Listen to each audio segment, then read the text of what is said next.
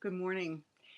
The name of this video blog is Letting Go, and it looks at how people like Madeline and Robert, and perhaps yourself or me, are able to have sustaining power when we lose a lot of our things. If you look at this chapter, chapter 24, I believe it is, Robert loses most of his material possessions. He loses his support team. Madeline has to worry about whether her relationship with Robert is going to work.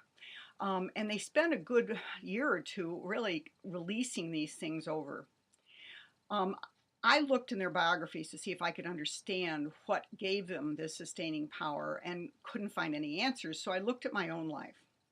And what I want you to know is that for the 42 years that I was married, I really was in the school of hard knocks.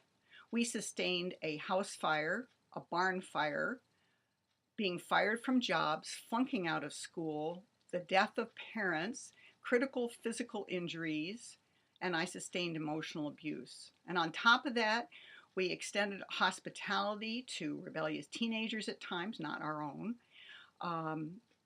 recovering or hopefully recovering drug addicts, displaced men who needed a home, and even at one time a young couple who had just gotten married and were fleeing kind of cult persecution because of that.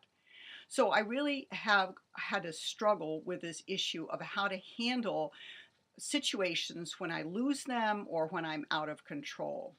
And the primary principle that has come to me is what I call the Abraham and Isaac principle.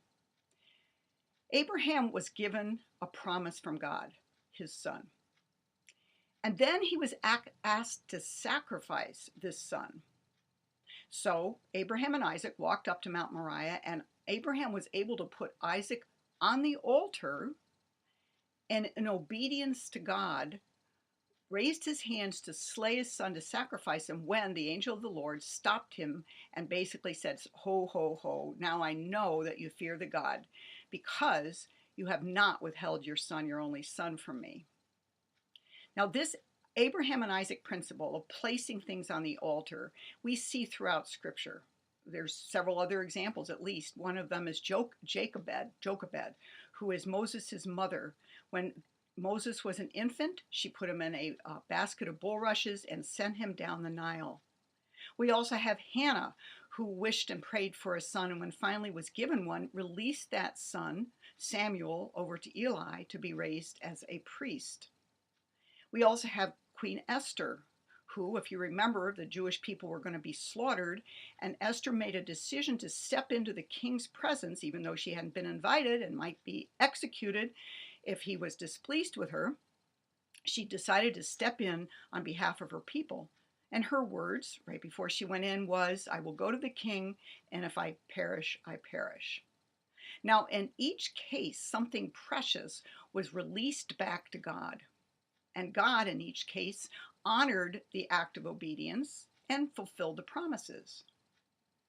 Now, releasing something to God, releasing circumstances to Him, whether they're small or big, can be really, really helpful to maintain peace in your life. Let me give you two examples.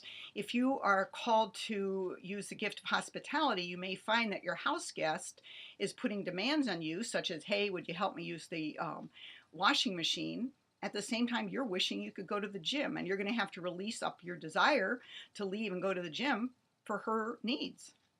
Another example is this. Picture me walking from the kitchen to my living room, about to have a Bible study. I'm carrying a tray, and on it is hot coffee and peanut butter toast, and something slips and the tray falls to the floor. Coffee spills, toast, of course, falls face down.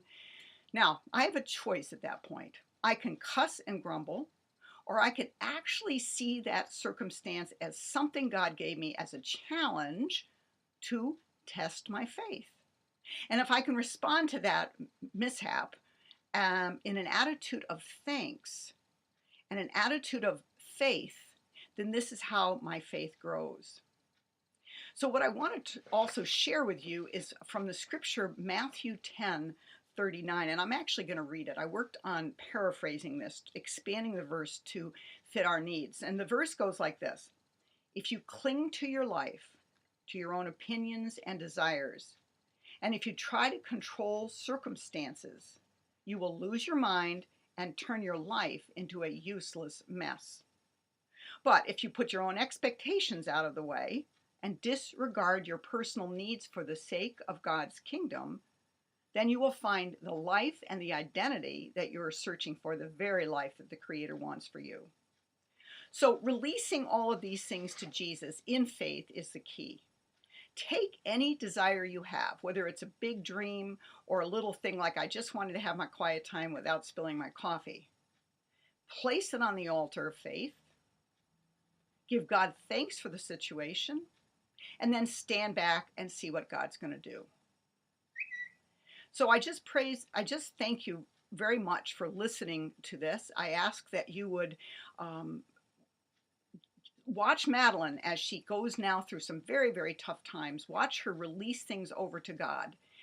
I hope you have a great time reading. I look forward to talking with you next week.